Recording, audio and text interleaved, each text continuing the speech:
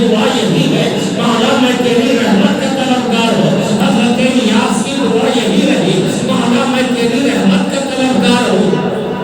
حضرت داؤد نے یہی دعا کی مولا میں تیری رحمت کا طلبگار ہوں. حضرت کریم نے دعا یہی فرمائی مولا میں تیری رحمت کا طلبگار ہوں. حضرت مسیح کی دعا یہی رہی مولا میں تیری رحمت کا طلبگار ہوں. جتنے نبی اور رسول آئے سب خدا کی رحمت کی جستجو لے کر آئے, خدا کی رحمت کے متمنی بن کر آئے, خدا کی رحمت کے طالب بن کر آئے. لیکن 12 ربیع الاول دوشنبہ کے دن صبح صادق کے وقت آمنہ کی گود میں جو ذات آئی ہے یہ رحمت کی متلاشی بن کر رہی بلکہ سراپا رحمت بن کر آئی. نعرے تکبیر, رسالت, رسالت, سرکار کی آمد, مکی کی آمد, مدنی کی آمد, نعرے تکبیر. حضرت آمنہ کی گود میں جب نبی آخر الزمان آئے ہیں یہ رحمت کے متلاشی بن کر نہیں آئے, یہ رحمت کے تلاش میں نہیں آئے, یہ رحمت کے متمنی بن کر نہیں آئے, یہ رحمت کے جستجو لے کر نہیں آئے بلکہ سراپا رحمت بن کر آئے اور خدا کی سب سے بڑی نعمت بن کر آئے. اور قرآن کا اعلان ہے کہ خدا کی نعمت اور رحمت پر خوشیاں مناؤ اور خوب خرچہ کرو. قل بفضل اللہ وبرحمتہ وبذلک فلیفرحوا هو خیر مما یجمعون, کہ خدا کے فضل اور اس کی رحمت پر خوشیاں مناؤ. خدا کی فضل اور اس کی رحمت پر خوشیاں مناؤ. اور خدا کی رحمت جناب محمد رسول اللہ صلی اللہ تعالی علیہ وسلم یہ خدا کی رحمت ہے. اور قرآن کہتا ہے فَلْيَفْرَحُوا, اس پر خوشیاں مناؤ,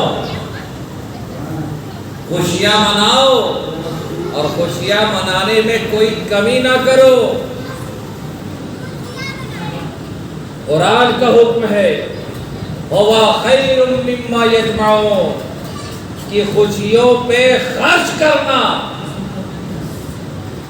اس سے بہتر ہے جو تم جمع کرتے ہو. آج بہت سارے لوگوں کے پیٹ میں ربیع الاول کے ماحول کو دیکھ کر مموڑن پیدا ہونے لگتا ہے.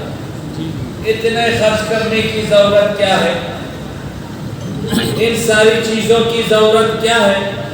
یہ دھوم دھام, یہ لائٹ, یہ بتیاں, یہ قمقمے, یہ ہزاروں کے اخراجات, ان تمام چیزوں کو خرچ کرنے, ان تمام چیزوں پر خرچ کرنے کی ضرورت کیا ہے.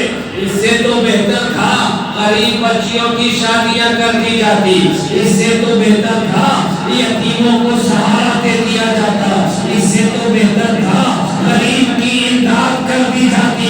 میں پوچھنا چاہتا ہوں کہ ربیع الاول کی میلاد کی محفل کو دیکھ کر غریب بچیوں کی شادیوں کو یاد کرنے والے اس وقت غریب کی بچیاں کیوں یاد نہیں آتی؟ جب تم اپنے شہزادے کا پکڑے کیا کرتے ہو اس وقت غریب کی بچیاں کیوں یاد نہیں آتی؟ جب تم اپنے گھروں کی شادیوں میں بے شمار اخراجات کیا کرتے ہو اس وقت غریب کی بچیاں کیوں یاد نہیں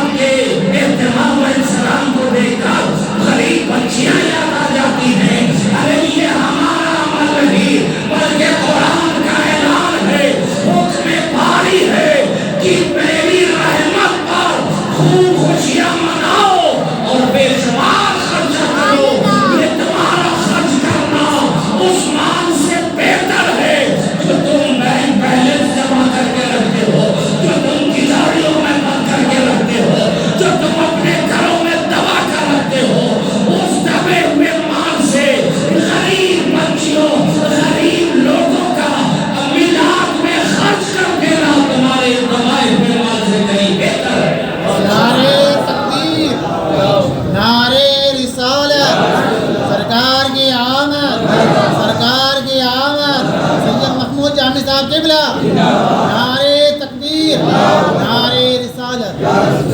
हुवा खैरुम मिम्मा यजमाऊन, वो बेहतर है उस माल से जिसे तुम दफीना बना कर रखते हो, जिसे बैंकों में छुपा कर रखते हो, जिसे तिजारियों और लॉकरों में बंद करके रखते हो, उस माल से कहीं बेहतर है वो माल जो नबी की मिलाद में खर्च कर दी जाए।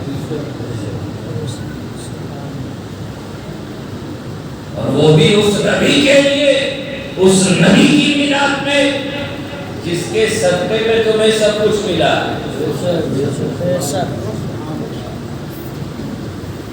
ये ज़मीन मिलादे रसूल के सदक़े में,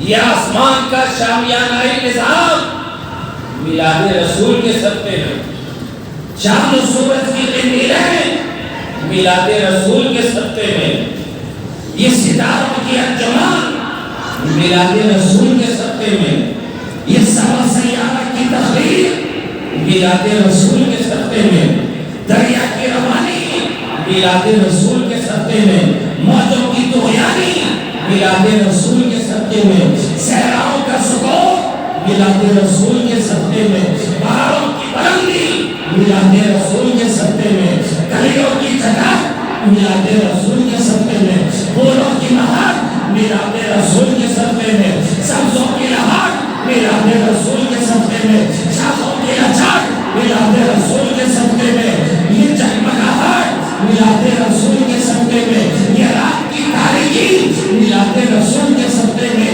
सुबह का उजाला मिलादे रसूल के सदक़े में, अरे तुम्हारी हमारी जिंदगी मिलादे रसूल के सदक़े में, आंखों में नूर मिलादे रसूल के सदक़े में, कल्ब में सुरूर मिलादे रसूल के सदक़े में, रगों में रवानी मिलादे रसूल के सदक़े में, तुम्हारी ये जिंदगानी मिलादे रसूल के सदक़े में, ये अनाज ये गल्ले मिलादे रसूल के सदक़े में, ये आबशार ये झरने मिलादे रसूल के सदक़े में, ये कुल कायनात मिलादे रसूल के सदक़े में, अरे नमाज मिली मिलादे रसूल के सदक़े में, कुरान मिला मिलादे रसूल के सदक़े में, हज मिली मिलादे रसूल के सदक़े में, आईने ज़कात मिला मिलादे रसूल के सदक़े में, अरे हक तो ये है खुदा मिला मिलादे रसूल के सदक़े में। नारे तकबीर, नारे रिसालत, सरकार की आमद। रब मिला तो मिलादे रसूल के सदक़े में, ये मेरी बोली नहीं बल्कि खालिक़े कायनात का कौल है कि महबूब अगर आपकी जलवागरी मकसूद ना होती तो ये आलम इनका कभी मौजूद ना होता। महबूब अगर आपकी बेशक आपकी विलादत आपकी मिलाद अगर मकसद ना होती तो न जमीन का फर्श बिछाया जाता, न आसमान का शामियाना इंतजाम कायम किया जाता, न चांद और सूरज की किरणें रोशन की जाती, न सितारों की अंजुमन सजाई जाती, न कलियों को चटक और फूलों को महक होता, अरे कुछ ना होता। महबूब हक तो ये है अगर आपकी मिलाद मकसूद ना होती तो मैं अपनी रुबूबियत का इजहार न फरमा सकता, मैं अपने रब होने को जाहिर न करता। मैंने अपनी रुबूबियत का इजहार किया है तो सिर्फ इसलिए कि आपकी मिलाद मकसूद है, आपकी बुनियाद पर मैंने खुद को जाहिर किया। कहते मिलाद की क्या जरूरत है? अरे मिलाद ही से इतनी परेशानी है तो गुजारिश सिर्फ यही है कि जमीन भी मिलाद वाली है, आसमान भी मिलाद वाला है, तो मिलाद वाली जमीन को छोड़ दो और मिलाद वाले आसमान के साए तेरे साएबान से निकल कर कहीं और चले जाओ। तो मिलाद की दलील क्या है? मिलाद की दलील कुरान में है तो दिखाओ, हदीस में है तो दिखाओ, असहाबे किराम की जिंदगी में है तो दिखाओ, और हम दिखाते चले आ रहे हैं। लेकिन जब कोई मानने को तैयार ही नहीं تو اس سے کوئی منوا سکتا ہے؟ اگر کوئی ماننے کو تیار نہ ہو تو اسے کوئی منوا سکتا ہے؟ ایک مثال سمجھ لیں، مثال کے ذریعے بات سمجھاتا چلوں۔ ایک مرتبہ لکھنؤ کے ایک نواب صاحب نے اعلان کروا دیا کہ مجھے اگر کوئی یہ مسئلہ سمجھا دے تو میں اپنی آدھی دولت اس کے نام کر دوں گا۔ مسئلہ صرف ایک ہے، اس ایک مسئلے کو مجھے کوئی سمجھا دے میں اپنی آدھی دولت اس کے نام کر دوں گا۔ اب یہ خبر پورے شہر پر پھیل گئی کہ نواب صاحب نے اعلان کیا ہے مجھے کوئی مسئلہ سمجھا دے تو میں اپنی دولت آدھی دولت اس کے نام کر دوں گا۔ نواب خبر گشت کرتے کرتے کرتے کرتے نواب صاحب کے گھر تک بھی پہنچ گئی۔ نواب صاحب کی اہلیہ کو بھی خبر علم ہو گیا کہ نواب صاحب نے باہر اعلان کر دیا ہے اگر مجھے کوئی یہ مسئلہ سمجھا دے تو میں اپنی آدھی دولت اس کے نام کر دوں گا۔ نواب صاحب کے گھر پہنچنے سے پہلے خبر پہنچ چکی تھی۔ اب ان کی اہلیہ بڑی بے چین اور بے قراری کے عالم میں وہ اپنے گھر میں ٹہل رہی ہے کہ نواب صاحب نے یہ کیا کر دیا، اتنے ذی شعور اتنے سمجھدار انسان اور بے وقوفوں والی بات کہتی ہے۔ ارے مسئلہ سمجھانا کون سی بڑی بات ہے، ایک سے ایک اہل علم حضرات ہیں، پڑھے لکھے قابل لوگ ہیں، بہت اچھا سمجھانے کا ہنر جانتے ہیں، بڑے بڑے علماء ہیں، فضلاء ہیں، عقلاء ہیں، کوئی نہ کوئی تو سمجھا دے گا۔ حیران اور پریشان ہو کر گھر میں ٹہل رہی اور نہایت ہی اطمینان و سکون کے ساتھ نواب صاحب گھر میں داخل ہوئے۔ ابھی سلام و کلام کا معاملہ ہی نہیں پہنچا تھے کہ اہلیہ الجھ پڑی کہ ارے آپ نے یہ کیا اعلان کر دیا۔ بڑی ناراضگی اور غصے کا اظہار کیا۔ نواب صاحب نے بیگم کو کہا آرام سے بیٹھو، کہا آرام سے بیٹھنے کی بات ہی نہیں ہے، آپ جیسا ذی شعور عقل مند انسان اور ایسی حرکت کرے عقل تسلیم نہیں کرتی۔ نواب صاحب نے کہا کس لیے پریشان ہو؟ کہا آپ نے اعلان کیا اور آپ مجھ سے سوال کرتے کس لیے پریشان ہو؟ نواب صاحب نے کہا اچھا میری اعلان کی بنیاد پر تم اتنی پریشان ہو؟ کہا ہاں اور کیا، ایک مسئلہ کوئی بھی سمجھا سکتا ہے، جہاں پہ اتنے بڑے بڑے علماء ہیں، ذی فہم ذی شعور لوگ ہیں، گہری سوچ رکھنے والے ہیں، سمجھانے کا ہنر جانتے ہیں، بڑی بڑی محفلوں کو سمجھا دیا کرتے ہیں، آپ ایک طرح کو سمجھانے میں کیا وقت دیر لگے گی؟ نواب صاحب نے کہا پریشان نہ ہو، ٹھنڈے دماغ سے میری بات سنو، میں نے اعلان کیا ہے کہ جو مجھے مسئلہ سمجھا دے گا میں اسے آدھی دولت دے دوں گا۔ بیگم نے کہا اسی لیے تو پریشانی ہے کہ مسئلہ کوئی نہ کوئی سمجھا دے گا اور ہماری آدھی دولت چلی جائے گی۔ نواب نے کہا نادان بیگم، ارے دولت تو اس وقت جائے گی جب مجھے کوئی مسئلہ سمجھائے گا اور مسئلہ اس وقت سمجھ میں آئے گا جب میں سمجھنا چاہوں گا، جب میں سمجھنا چاہوں گا۔ جب میں سمجھنا ہی نہیں چاہوں گا تو دنیا کا کوئی انسان مجھے نہیں سمجھا سکتا۔ جب نواب صاحب نے یہ بات کہی تو بیوی کو تسلی ہوئی۔ تو ایسے ہی آج کل کے کچھ نواب حضرات ہیں جو سمجھنا ہی نہیں چاہتے، پھر بھی اعلان کرتے ہیں مجھے دلیل پیش کر دو، مجھے دلیل پیش کر دو۔ اور ایسے لوگوں کو دلیل دینے کی ضرورت نہیں، خاص کر آپ حضرات کے لیے تو بالکل نہیں، یہ کام علماء کا ہے، علماء جانے، اور علماء نے بھی دلیلیں بے شمار پیش کر دی ہیں۔ جب آپ سے کوئی میلاد کی دلیل مانگے کہ یہ سب کہاں لکھا ہے، قرآن میں دکھاؤ، حدیث میں دکھاؤ، صحابہ کی زندگی میں دکھاؤ، تو ان کے سوالات پر صرف آپ کا ایک سوال ہونا چاہیے کہ منع کہاں کیا ہے یہ دکھا دو، منع کہاں کیا ہے یہ دکھا دو۔ اس لیے کہ قاعدہ کلیہ یہ ہے، یہ قاعدہ ہے اور مسلم ہے، تسلیم شدہ قاعدہ ہے کہ اللہ نے دنیا میں جتنی چیزیں پیدا کی تمام چیز جائز اور مستحب ہے۔ جتنے معاملات، جتنی اشیاء رب نے دنیا میں پیدا کی تمام چیزیں جائز اور مستحب پیدا کی، وہ تمام چیزیں جائز ہے اس وقت تک جب تک اللہ اور اس کے رسول کی جانب سے اس پر حرمت کا حکم نہ لگ گیا، جب تک اللہ یا اس کے رسول نے اس شے کو حرام نہ کہہ دیا ہو اس وقت تک وہ چیزیں جائز ہیں۔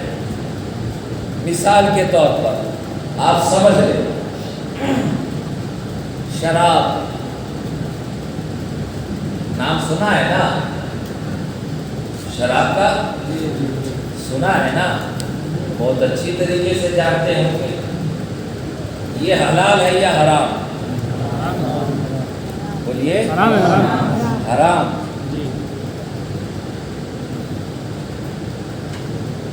کب سے؟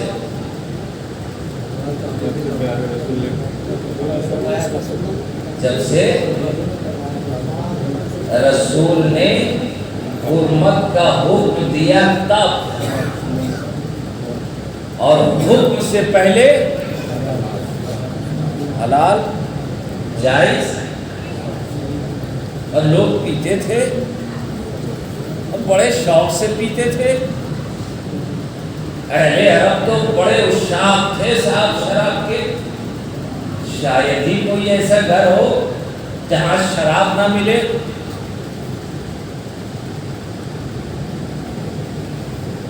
اور شراب کی حرمت کا حکم کب لگا؟ مکہ میں یا مدینہ میں؟ شراب کی حلال و حرام ہونے کا حکم کہاں لگا؟ مدینہ میں۔ اور رسول نے اپنی رسالت کا اعلان کہاں کیا؟ مکہ میں۔ ہجرت کے بعد سرکار مدینہ تشریف لائے اور آنے کے بعد ہی شراب کو حرام نہیں کیا،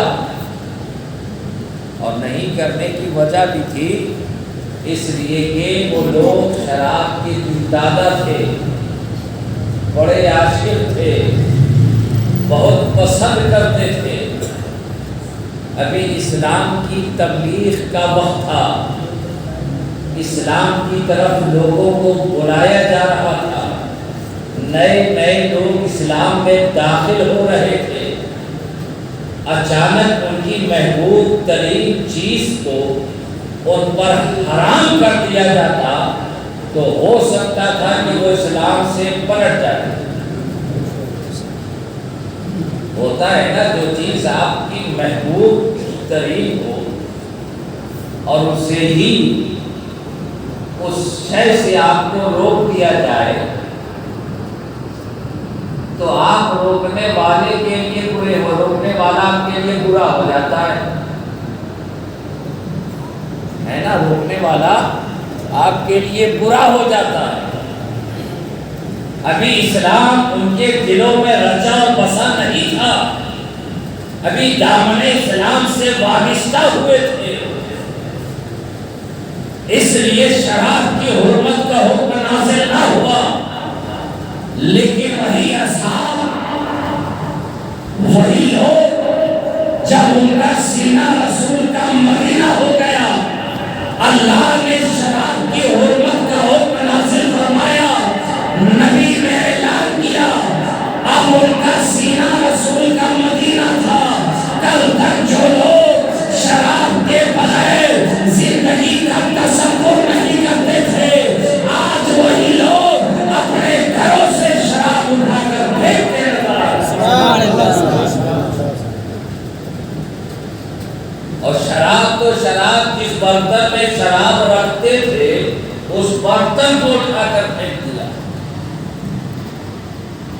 تو دنیا میں جو چیزیں آئی وہ سب مستحب اور جائز ہے، جب تک کہ حرمت کا حکم نہ لگ جائے کہ یہ حرام ہے، یہ مکروہ ہے، یہ مکروہ ہے تحریمی ہے، یہ مکروہ ہے تنزیہی ہے۔ اگر میلاد کی حرمت کا کہیں حکم ہو تو دکھاؤ کہ میلاد حرام، میلاد مکروہ، مکروہ تحریمی تو کیا مکروہ تنزیہی میں نہیں دکھا سکتے، ایک عبارت نہیں پیش کر سکتے میلاد کی حرمت پر۔ جبکہ میلاد کی اصل آپ دیکھنا چاہتے ہو، ترمذی اٹھا کر دیکھو، حضرت امیر معاویہ سے مروی ہے، حضرت امیر معاویہ ارشاد فرماتے ہیں، ان کی روایت ہے کہ اصحاب کرام مسجد نبوی میں تشریف فرما ہے۔ کہاں؟ آپ کے گاؤں کی مسجد میں نہیں، مسجد نبوی میں سب حاضر ہیں، اور حاضر ہو کر آپس میں گفتگو کر رہے، آپس میں بات چیت کر رہے۔ گفتگو کا عنوان کیا ہے؟ گفتگو کا موضوع کیا ہے؟ گفتگو کا موضوع ہے خدا کا شکر، خدا کی تعریف، خدا کے حمد، اور شکر کس بنیاد پر؟ شکر اس بنیاد پر کہ اللہ نے عظیم نعمت ان کے درمیان پیدا ہوا، نعمت عظمیٰ جو نبی کی شکل میں اللہ نے انہیں دی ہے، اس بات پر وہ خدا کا شکر ادا کر رہے ہیں۔ نبی کی شکل میں جو اللہ نے نعمت ان کے درمیان اتاری، وہ اس بات پر خدا کا شکر ادا کر رہے ہیں کہ خدا تیرا لاکھ لاکھ احسان اور شکر ہے کہ تم نے ہمارے درمیان اپنے محبوب کو پیدا فرمایا۔ اس بات پر شکر ادا کر رہے ہیں۔ کہاں؟ مسجد نبوی میں بیٹھ کر، ادھر صحابہ کرام مسجد نبوی میں بیٹھ کر اللہ کا شکر ادا کر رہے ہیں، ادھر جبرائیل نبی کی بارگاہ میں حاضر ہو رہے ہیں، نبی کی بارگاہ میں حاضر ہو کر سلام پیش کیا۔ رسول نے جواب فرمایا، کہا جبرائیل بتاؤ کدھر آنا ہوا؟ کہے اللہ کے حبیب اللہ کی جانب سے پیغام لے کر آیا ہوں، خوشخبری لے کر آیا ہوں۔ کہا پیغام کیا ہے؟ کہا آپ کے اصحاب، آپ کے دوست مسجد میں بیٹھ کر خود جس نعمت عظمیٰ پر خدا کا شکر ادا کر رہے ہیں، ان کے اس عمل سے، اس کام سے خدا اتنا خوش ہے کہ ان کے اس عمل کی بنیاد پر فرشتوں کے درمیان خدا فخر کر رہا ہے۔ فرشتوں میں خدا فخر کر رہا ہے کہ یہ میرے اصحاب کا کردار ہے۔ نبی مسجد نبوی میں تشریف لائے، صحابہ کرام نے سرکار کو آتے ہوئے دیکھا، کھڑے ہو گئے، سلام پیش کیا، آپ نے حکم دیا تشریف رکھو، اور پھر پوچھا کہ تم لوگ کیا کر رہے تھے، کیا کر رہے ہو، تم لوگ کیا کر رہے ہو؟ سب نے بیک زبان کہا، ہم خدا کی تعریف کر رہے ہیں اور خدا کا شکر ادا کر رہے ہیں۔ کہا کس نعمت کے بدلے؟ کہا اللہ نے جو آپ کی شکل میں، اے حبیب، اے نبی، آپ کی شکل میں اللہ نے جو ہمیں نعمت عظمیٰ ادا کیا ہے، عطا کیا ہے، اس نعمت پر ہم خدا کا شکر ادا کر رہے ہیں۔ نبی نے پوچھا تھا، صحابہ کرام نے بتا دیا، بات ختم ہو گئی نا؟ بولیے بات ختم ہو گئی؟ لیکن نہیں، حدیث کے الفاظ ہیں، رسول نے اپنے اصحاب سے بھی کہا اے میرے صحابیوں، اصحاب، کیا تم اس بات پر قسم کھا سکتے ہو؟ تم نے جو ابھی کہا اس بات پر قسم لے سکتے ہو؟ اصحاب نے کہا بلا کیوں نہیں رسول اللہ، خدا کی قسم ہم ایسا ہی کر رہے تھے۔ میں یہیں پہ ٹھہر کر پوچھنا چاہتا ہوں، کیا رسول کو اپنے اصحاب پر شک تھا کہ یہ سچ بول رہے ہیں یا جھوٹ؟ اپنے دوستوں پر، ارے وہ اصحاب رسول جو رسول کی صحبت میں صبح و شام گزارے، رات و دن کے لمحے گزارے، رسول کی ابتدا میں نماز اور رسول کی صحبت میں کعبہ کا طواف کرے، بھلا وہ جھوٹ کیسے بول سکتے ہیں؟ نبی کی جان رہے ہیں کہ یہ سچے ہیں، اور نبی کا اعلان بھی ہے کلہم عادلون، کہ میرے تمام صحابہ عادل ہیں، سچے ہیں، پھر قسم لینے کی ضرورت کیوں؟ تو دوستو، میرا نبی عالم الغیب ہے، اسے قلب میں گزرا ہوا کل بھی معلوم ہے، حال بھی معلوم ہے، اور آنے والا کل بھی معلوم ہے۔ نبی ماضی بھی جانتا ہے، حال بھی جانتا ہے، استقبال بھی جانتا ہے۔ تو نبی نے صحابہ سے قسم اپنے یقین کی بنیاد پر نہیں لی ہے، بلکہ نبی کو معلوم ہے ایک زمانہ ایسا آئے گا، میرا ہی کلمہ پڑھنے والے میری میلاد میں دلیل مانگیں گے، تو اے میرے صحابہ، تو قسم کھا کر دلیل پیش کر دو کہ ہم مسجد میں بیٹھ کر نبی کی میلاد پڑھا کرتے ہیں۔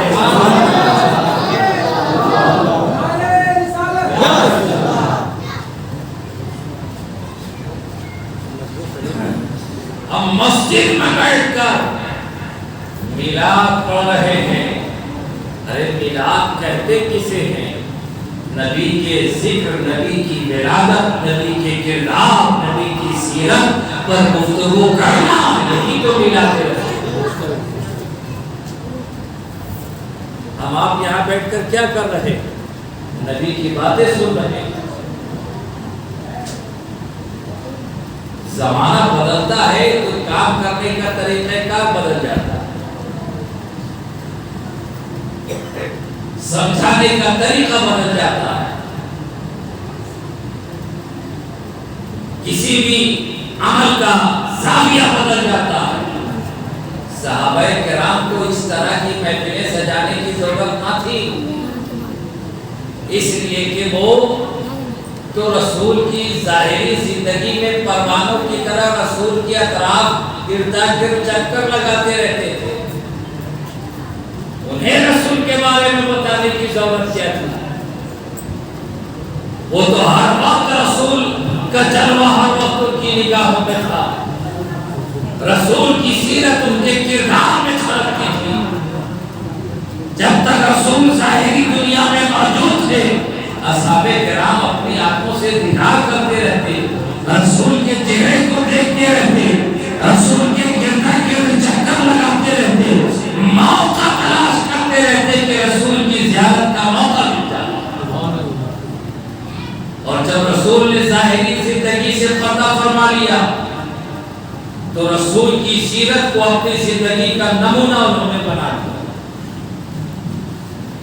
کہ جیسے رسول چلتے صحابہ کرام ویسے ہی چلتے، جیسے رسول مسکراتے صحابہ کی کوشش ہوتی ویسے ہی مسکراتے۔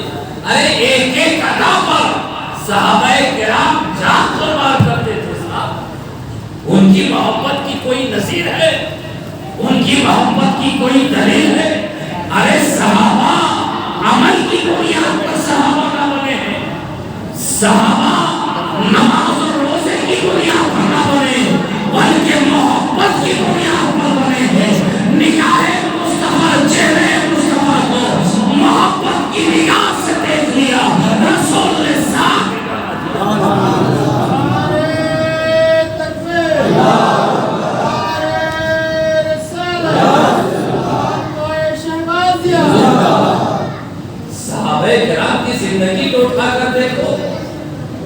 ایک ایک ادا پہ قربان.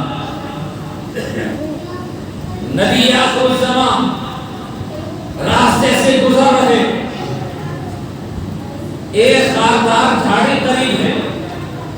گزرتے گزرتے نبی کی ردا، نبی کی چادر اس خاردار جھاڑی سے الجھ گئی. ایسا کسی کے ساتھ بھی ہو سکتا ہے. خاردار جھاڑی تھی، پودا تھا، ہم آپ بھی گزرتے ہیں، ہمارے کپڑے بھی الجھ جاتے. نبی گزر رہے تھے، چادر الجھ گئی. نبی نے اس جھاڑ سے چادر نکالی، آگے بڑھ گئے. یہ کوئی عبادت ہے؟ نماز، روزہ، حج، زکات ہے، مستحبات بھی نہیں. نبی گزرے تھے، چادر الجھ گئی. یہ نبی کے ساتھ ایک مرتبہ ہوا، لیکن اب صحابہ کا طریقہ دیکھو کہ وہ عاشق رسول جب جب اس راستے سے گزرتا ہے اسی خاردار جھاڑی کے قریب جاتا ہے، اپنی چادر، اپنا کپڑا اس جھاڑی میں الجھا دیتا ہے، پھر اسے نکالتا ہے، آگے بڑھ جاتا ہے. میں نے کہا او نادان، یہ کیا عمل ہے؟ خود اپنے کپڑے کو پھنساتا ہے اور خود ہی نکال کر آگے بڑھ جاتا ہے. یہ کیا نادانی ہے؟ جواب ملا، رے نادان، تجھے معلوم نہیں ہے یہ وہی خاردار جھاڑی ہے کہ ایک مرتبہ نبی در سے گزرے تھے اور ان کا کپڑا اس خاردار جھاڑی میں الجھ گیا تھا. اور میرا دل کہتا ہے جب جب میں ادھر سے گزروں اپنے کپڑے کو اس میں الجھاتا چلوں. نعرے تکبیر، نعرے رسالت، نعرہ قیامت، میرے نبی کی ہے یہ شان. کیا عشق ہے جناب. نبی کا ایک مرتبہ الجھ گیا، اب عاشق جب جب جا رہا ہے خود بخود الجھاتا ہے، پھر خاردار جھاڑی سے نکالتا ہے، آگے بڑھ جاتا ہے. صحابہ کرام کی زندگی تو دیکھو، انہیں اس طرح محفلیں سجانے کی ضرورت کیا ہے؟ ارے ان کی زندگی کا صبح و شام تو یاد مصطفیٰ میں گزر رہا ہے، یاد رسول میں گزر رہا ہے. ارے نبی کی زندگی کا آئینہ بن کر زندگی گزار رہے ہیں. یہی سا نبی آخر الزمان ہے، راستے سے گزر رہے ہیں. ایک کنواں نظر آتا ہے، نبی کنویں کے قریب تشریف لے گئے اور کنویں کے منڈیر پر نبی بیٹھ گئے. اپنے دونوں قدم ناز کو کنویں کے اندر لٹکا دیا ہے. کچھ دیر بیٹھے ہیں، پھر وہاں سے اٹھ کر چلے گئے ہیں. نبی نے کبھی یہ عمل کیا ہوگا، لیکن صحابہ کا کردار دیکھو. اب جب جب اس کنویں کے قریب سے گزرنا ہوتا ہے اسی کنویں کے قریب جاتے ہیں. نہ تو کنویں سے پانی لینا ہے، نہ پانی نکالنا ہے، نہ تشنگی دور کرنی ہے، نہ سیرابی حاصل کرنی ہے. بس نبی کو دیکھا ہے. ہم جب جب گزرتے ہیں کنویں کے قریب جاتے ہیں، اسی طرح منڈیر پر بیٹھ جاتے ہیں، قدموں کو اندر لٹکا دیتے ہیں، کچھ دیر بیٹھتے ہیں، واپس پلٹ جاتے ہیں. میں نے کہا جناب والا، بات تو سمجھ میں نہیں آئی کہ آپ آئے نہ تو کنویں سے پانی پیا. ارے کنویں کے قریب تو لوگ اس لیے آتے ہیں تاکہ اسے پانی حاصل کرے. یا تو غسل کرنا ہوگا، یا تو وضو کرنا ہوگا، یا تو اسے سیرابی حاصل کرنی ہوگی. صرف اسی بنیاد پر کنویں سے قریب ہوتے ہیں. لیکن ہم نے دیکھا آپ کنویں کے قریب آئے، نہ تو پانی نکالا ہے، نہ تو کسی کو پلایا ہے، نہ تو خود پیا ہے، نہ تو غسل کیا ہے، نہ تو وضو کیا. چند لمحہ بیٹھے اور واپس ہو گئے. کہا نادان، تیری نظر میرے عمل پر ہے اور میری نظر محبوب خدا کے عمل پر ہے، اور کسی ٹھکانے پر ہے. نعرے تکبیر، نعرے رسالت، جذبے عید میلاد النبی، جذبے آمد رسول.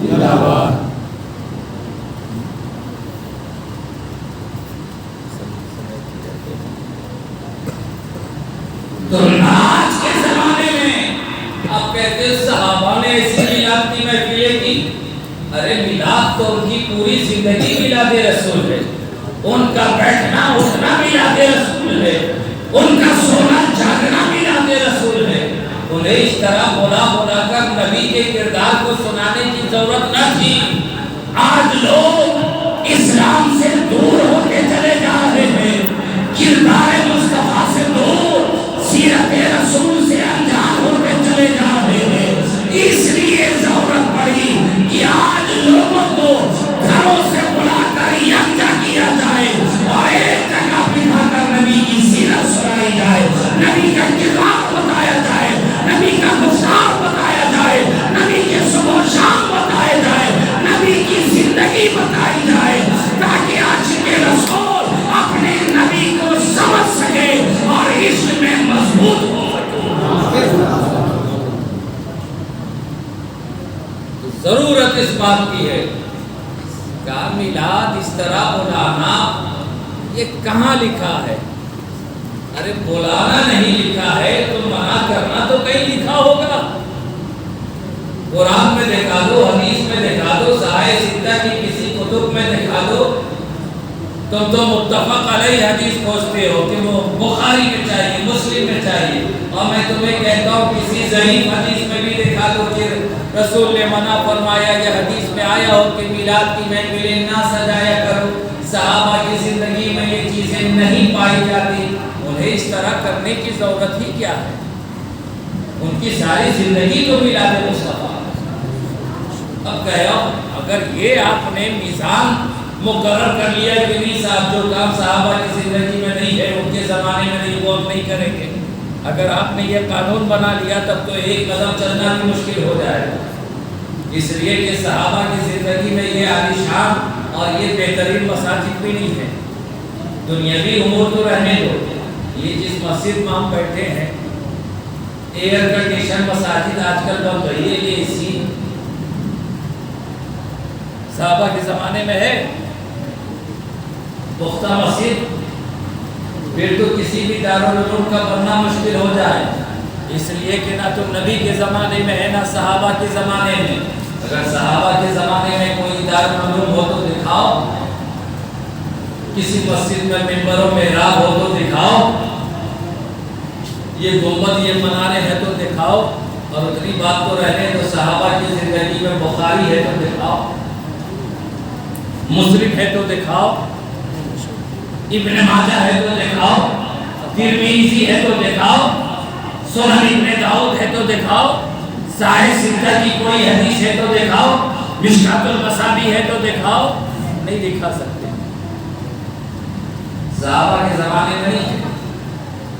آج جب ٹھپا ٹھپ فتویٰ لگاتے ہو کہ ہدایہ میں ہے بقایا میں ہے، صحابہ کے زمانے میں ہدایہ ہے تو دکھاؤ، شرح بقایا ہے تو دکھاؤ، فتاوی عالمگیری ہے تو دکھاؤ، در مختار ہے تو دکھاؤ، کوئی بھی فقہ کی کتاب ہے تو دکھاؤ. نہیں دکھا سکتے. پھر کیسے زندگی گزارو گے کہ نہیں یہ کام تو صحابہ کے زمانے میں نہیں ہوتا تھا. یہ شریعت میں نئی چیز ہے، شریعت میں مداخلت ہے. یہ شریعت میں مداخلت نہیں، تیری طبیعت میں مداخلت ہے. وگرنہ جو چیزیں تمہیں پسند ہو وہ بہت بہتر. جشن عید میلاد النبی کرے تو حرام اور سیرت النبی کرے تو حلال. ہمارے یہاں جشن عید میلاد النبی کے جلسے ہوتے ہیں، ان کی سیرت النبی کے بڑے بڑے اجتماعات ہوتے ہیں. تو میرا جلسہ میری کانفرنس حرام، تیرا اجتماع حلال، تیری سیرت کی محفل حرام، ہمارا میلاد ہماری میلاد کی محفلیں حرام. سمجھ سے پرے باتیں. عزیزان ملت اسلامیہ، میلاد کی محفلیں کرو اور خوب سے خوب کرو، خوب خرچہ کرو. اس لیے کہ یہ میں نہیں کہتا، رب کہتا ہے وَأَمَّا بِنِعْمَةِ رَبِّكَ فَحَدِّثْ. میری نعمت کا خوب خوب چرچا کرو، نعمت کا چرچا کرو، اور چرچا کرنے کے لیے خوب خوب خرچہ کرو. اس میں کنجوسی نہ کرو جیسے آپ کر رہے ہیں. پہلے مسجد سے باہر میلاد کی محفلیں سجاتے تھے، کہا نہیں چلتا نہیں ہو پائے گا۔ ابھی یہی کسی حیثیت کے گھر میں شادی ہو جائے تو وہ صرف اپنا گھر میں پورا علاقہ سجا دے۔ کسی جناب کے یہاں زمانے کے بعد بیٹے کی ولادت ہو جائے تو پورے محلے میں دعوت پڑ جائے۔ اپنے بیٹے کے جنم دن میں اتنی خوشیاں اور نبی کے جنم دن پر بڑی تکلیف، مال نہیں نکلتا۔ اچھا 50 روپیہ لے لیجیے، 100 روپیہ لے لیجیے، 50-100 تو دن بھر گٹکھا کھا کر تھوک ڈالتے ہو۔ الحمدللہ ایسا نہیں ہے کہ آپ کہتے ہیں یہ وقت بار بار فرمردن غریب علاقہ ہے۔ ارے اس علاقے میں ایسے لوگ ہیں ایک تنہا چاہے تو میلاد کی محفل سجا لے۔ ایسی بات تو نہیں ہے کہ میں نہیں جانتا۔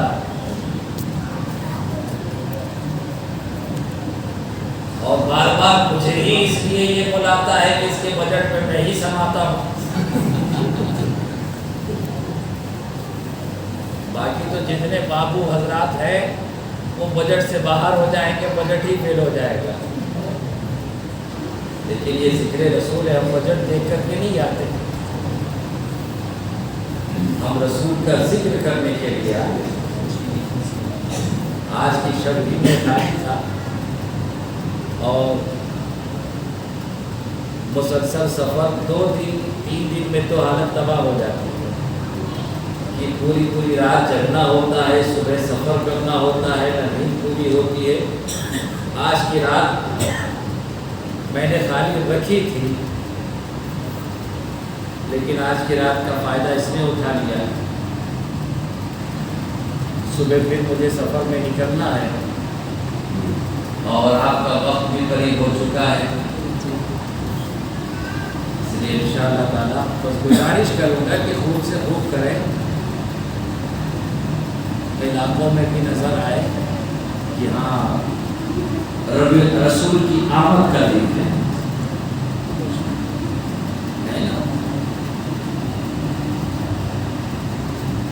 صرف کھانا پوری نہ ہو، کرو تو دل سے کرو، اس لیے کہ دل سے جو کام ہوتا ہے پھر وہاں پہ خرچہ بھی دیکھا جاتا ہے، دل دیکھا جاتا ہے کہ دل کو جس میں سکون آتا ہے۔ ایک پاؤنڈ کا کیک 350-400 میں آپ لا کر happy birthday to you بیٹا کر لیتے ہیں، تو ایک بچے کی ولادت پر اتنی خوشیاں، تو سوچو جو محسن انسانیت ہو، جس کے صدقے میں کل جہان کی تخلیق ہوئی، اس کی ولادت میں کتنی خوشیاں منانی چاہیے۔ ایک عید آتی ہے تو آپ ہزاروں خرچے کر دیتے ہیں، رمضان میں روزے رکھو یا نہ رکھو لیکن عید کا خرچہ پورا ہوتا ہے، اور جس کے صدقے میں عید ملی ہے اس کی ولادت میں خرچہ نہیں ہونا چاہیے۔ عیدیں تو بہت سی آتی ہیں گزر جاتی ہے، عیدیں تو بہت سی آتی ہیں گزر بھی جاتی ہے، ہم جشن ولادت کی خوشیاں ہر روز منایا کرتے ہیں، تو روز تو نہیں منا رہے ہو، جو مومن ہے مناتے ہیں، منانے کے لیے کوئی ضروری نہیں کہ ہاں اس طرح کا ہنگامہ آئے، لیکن سال میں ایک مرتبہ تو دیکھیں جو خاص ولادت کا دن ہے، آپ کسی بھی تاریخ میں کرو، لیکن نبی کا چرچا کرو، اور نبی کا چرچا کرنے میں خرچہ کی پرواہ نہ کرو۔ عزیزان ملت اسلامی، آپ کے عشاء کا وقت جو معمول کیا گیا ہے جو وقت قریب ہے، انشاءاللہ تعالیٰ پھر کبھی آپ سے ملاقات ہوئی تو گفتگو دراز ہوگی، پھر بات کریں گے۔ آج بھی ساتھ میں دیکھ کر بڑی دلاسا اٹھا، کل پھر آئیں گے اس سے جو آج پیاسا اٹھا۔